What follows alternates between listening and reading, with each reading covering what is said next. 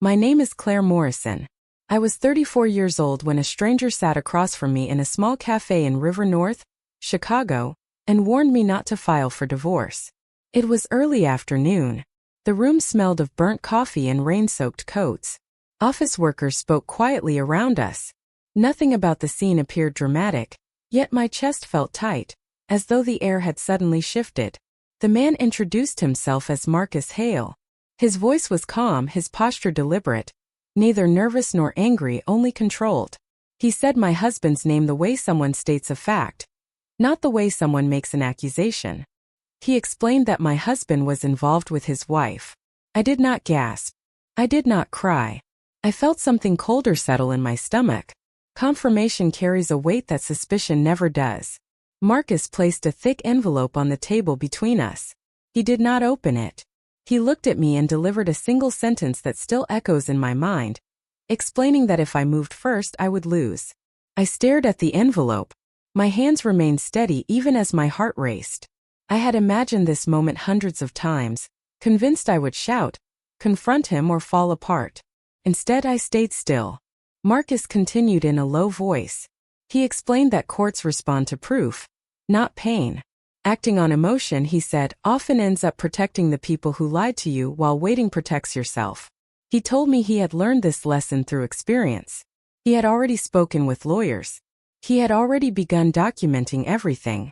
Dates, times, locations, patterns. I listened without interrupting. Somewhere between his words and the steady hum of the cafe, I understood something important. This was not a conversation about revenge. It was a warning. My thoughts turned to my husband Julian, to the late nights, to the phone always turned face down, to how our home had grown quiet without a single argument. Marcus slid the envelope slightly closer but still did not open it. He told me I did not need to decide anything that day and asked only that I promise not to rush. I nodded once. I did not realize it then, but that ordinary moment in that ordinary cafe was when my life stopped spinning and began moving forward with intention. Before everything fell apart, I believed my life was simple and stable. I had been married to Julian Foster for 7 years. He worked in operations for a logistics company. The hours were long but predictable. I worked remotely as a localization specialist. Most days I translated documents at our kitchen table, while the radio played softly in the background. We were not dramatic people. We did not post grand declarations online or surprise each other with trips. Our marriage was built on routine. Saturday mornings at the grocery store. Takeout on Fridays. Movies on the couch where Julian usually fell asleep before the ending. He was not romantic, but he was dependable. If something broke, he fixed it. If I needed help, he showed up. He rarely raised his voice. He never missed a bill payment. That kind of consistency felt like safety to me. I told myself this was what adult love looked like. Looking back, I see how easily I mistook quiet for loyalty. Julian did not talk much about his feelings, and I assumed that meant depth. He shared little about work, and I assumed that meant responsibility. There were no obvious warning signs then. No shouting. No clear distance I could name. Just a calm house and a predictable life. My parents liked him. My friends said I was lucky to have a peaceful marriage. I agreed. I believed that the absence of conflict meant trust was present. I did not yet understand that a home can be silent not because it is safe, but because someone has already begun leaving emotionally. At the time I believed I had chosen well. I believed consistency and commitment were the same thing. I was wrong. The changes did not happen all at once.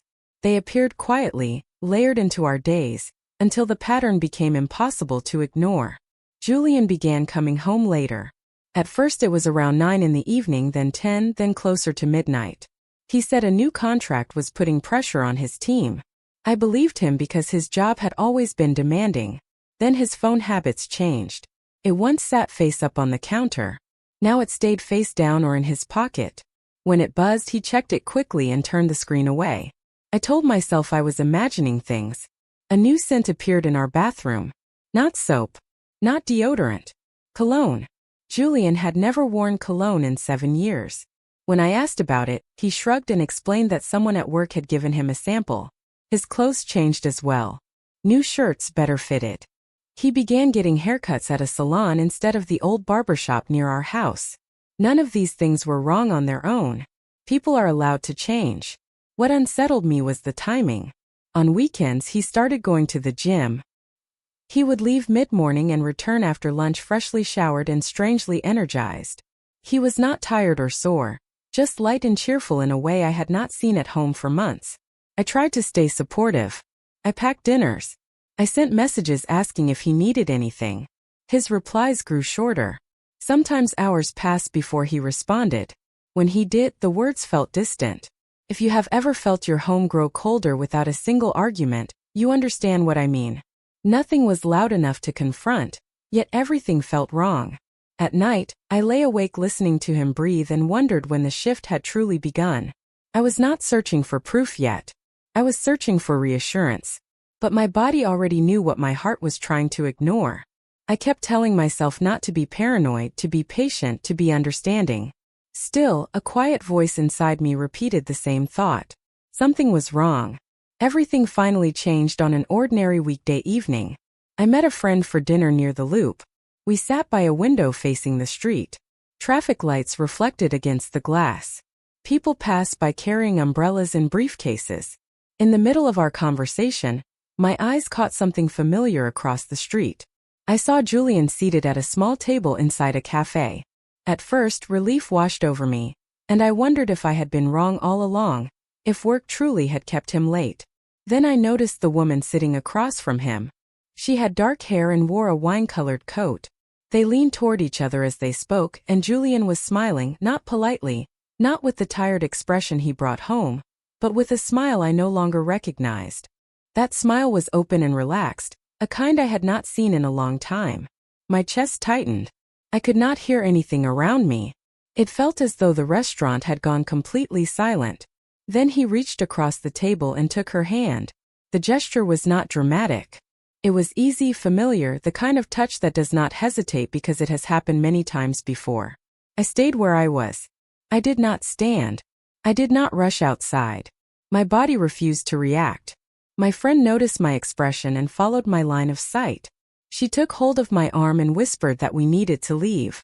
I let her guide me away. My legs felt weak, as if they no longer belonged to me. I went home alone. That night, the apartment felt unfamiliar.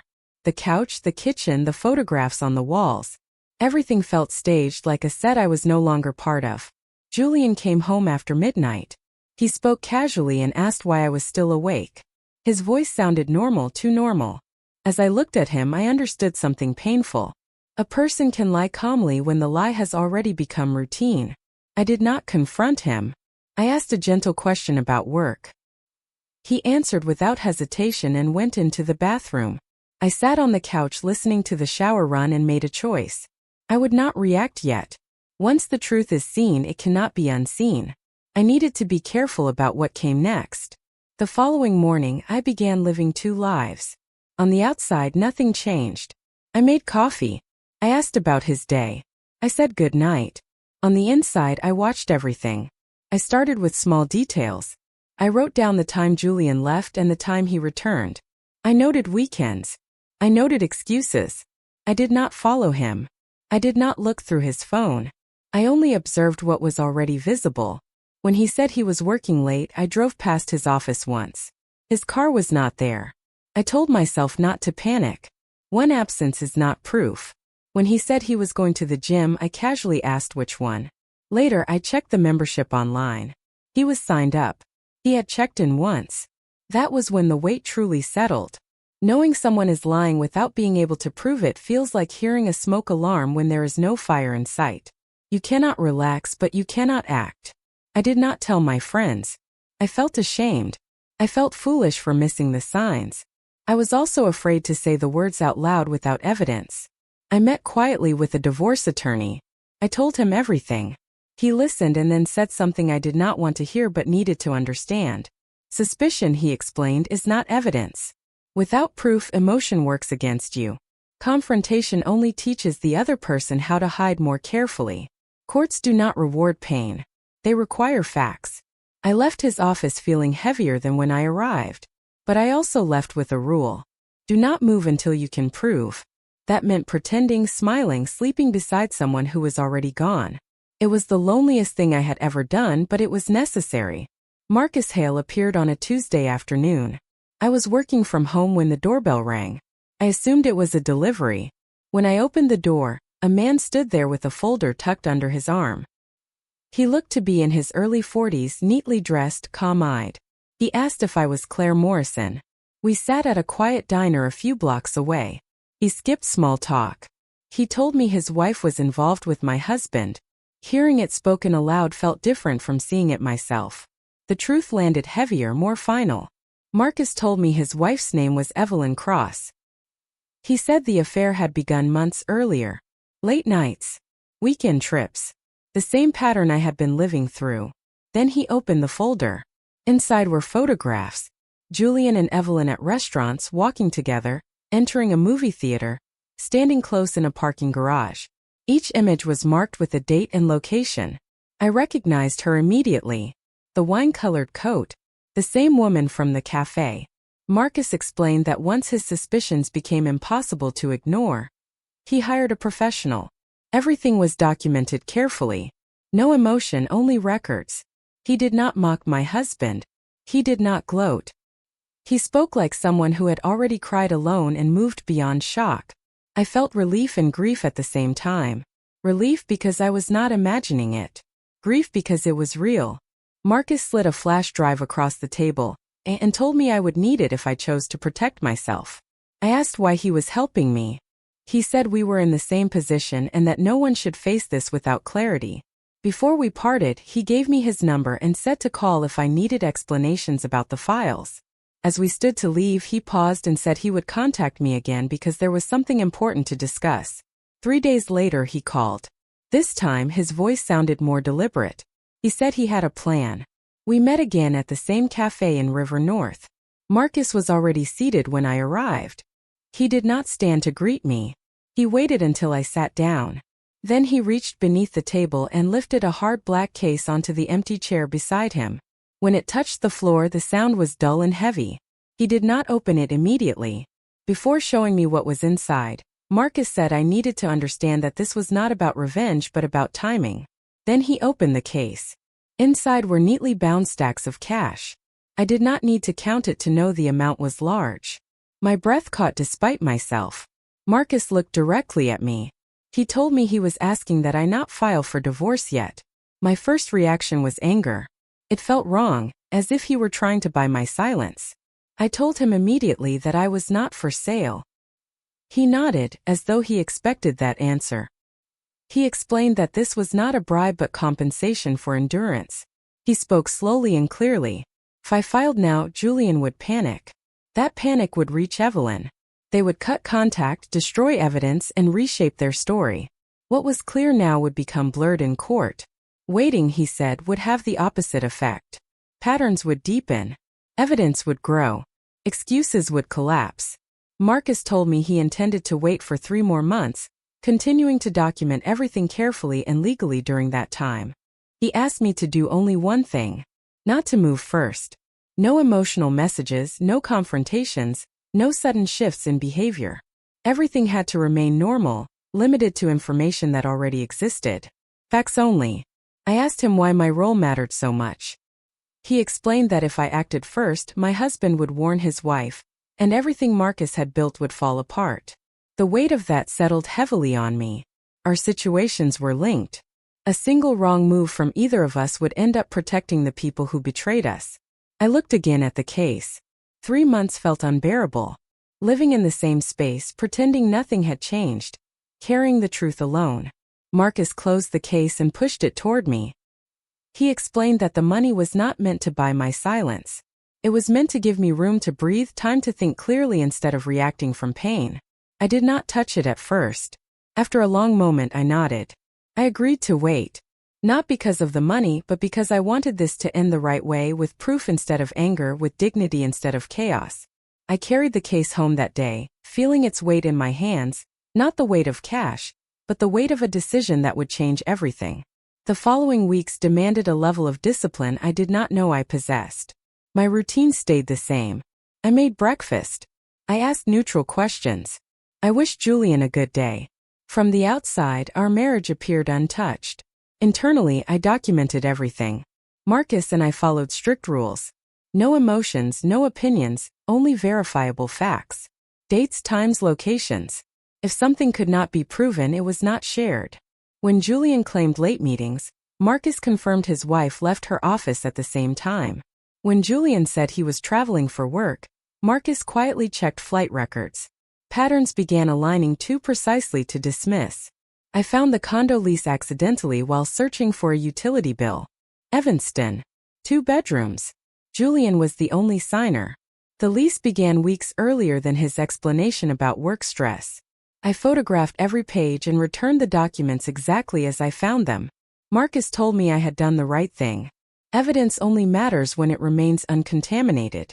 There were no scenes, no accusations, no digital traces that could be questioned. We treated it like an audit. Every meeting logged. Every overnight stay recorded. Every shared location strengthened the record. Julian became more relaxed at home. His guard dropped. He believed he had successfully separated his life into compartments. That is the mistake people make when they lie long enough. They begin to believe they are in control. One evening he mentioned a short business trip to Florida, Tampa, 3 days. I smiled and told him to travel safely. Marcus confirmed his wife booked the same dates. That was when something became clear to me. Silence is not weakness when it is chosen. Sometimes silence is preparation, and preparation becomes power. By the time Julian returned, I was no longer waiting for proof. I was organizing it. What followed would end everything. Not loudly. Not emotionally. Completely. Julian returned from Florida relaxed and careless. He brought a small airport gift and said the meetings had been exhausting.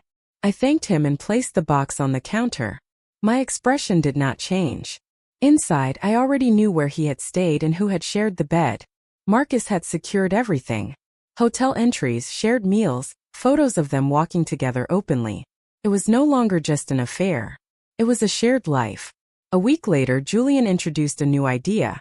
He said the commute was draining and suggested renting a small place closer to work during the week. He spoke carefully, watching my reaction. I nodded and told him to do what he felt was best. That decision opened the final door. Marcus confirmed his wife moved into the same condo. Parking logs show both vehicles overnight. Grocery purchases matched shared days. Utilities were activated. They were no longer hiding. They were living together. That mattered. Cohabitation removes excuses. It removes ambiguity. It turns a story into fact. We chose a Monday morning at 10 o'clock. Both attorneys were ready. Both filings were submitted within minutes of each other. No warning. No confrontation. By Wednesday, the papers were served. Julian called in a panic, asking where I was. He rushed home holding stamped documents, his hands shaking. His voice was loud, but his eyes were empty. I told him calmly that I knew everything. That I had photographs, dates, records, proof of the condo, proof of the trip, proof of the life he built while pretending ours still existed. He tried to speak, but nothing came out. When I told him his wife's husband had filed the same day, his face collapsed. That night, the house was silent. Not the silence of avoidance, but the silence of exposure. For the first time in months, the truth had nowhere left to hide. And I finally slept. The weeks that followed were quiet and procedural. Julian attempted to negotiate. His attorney reached out with numbers that sounded reasonable but avoided responsibility. Marcus told me his wife did the same. They both wanted everything resolved quickly and quietly. We declined. When people are caught, they often seek forgiveness without accountability. The court does not operate that way. The hearings were not dramatic. There were no speeches, no raised voices. Only documents reviewed carefully, one after another. Photographs, timelines, financial records, lease agreements, entry logs. Evidence does not argue. It exists. Excuses collapsed under timestamps. Shifting blame contradicted signed documents. The judge did not address emotion. He addressed fact. The ruling came weeks later. The marriage was dissolved with responsibility clearly defined. Asset division reflected that responsibility. Damages were awarded not as punishment, but as acknowledgement of harm. Julian moved out soon after. He packed quietly. He apologized once. I accepted the apology without reopening the past. Closure does not require reconciliation. Marcus reached a similar outcome. We spoke briefly once everything was finalized. There was no celebration, only relief. What surprised me most was how light my home felt once the truth passed through it. I repainted the walls, opened the windows, reclaimed the kitchen table where I once worked and worried at the same time. I began sleeping through the night again. Looking back, there are lessons I wish someone had shared with me sooner. Trust patterns over words. Do not confront while confused. Confront when prepared. Protect your finances, your documents, and your support system quietly and early. Silence is not weakness when it is intentional. Waiting is not acceptance. It is choosing the moment that protects you. This story is not about revenge. It is about self-respect backed by evidence. I did not succeed because I waited. I succeeded because I waited with intention. If this story resonated with you, share it with someone who may need to hear that patience can be powerful. Leave a comment and share where you are watching from. Would you confront immediately, or would you gather proof first? Subscribe to The Art of Revenge for more stories about quiet strength, real consequences, and beginning again with clarity.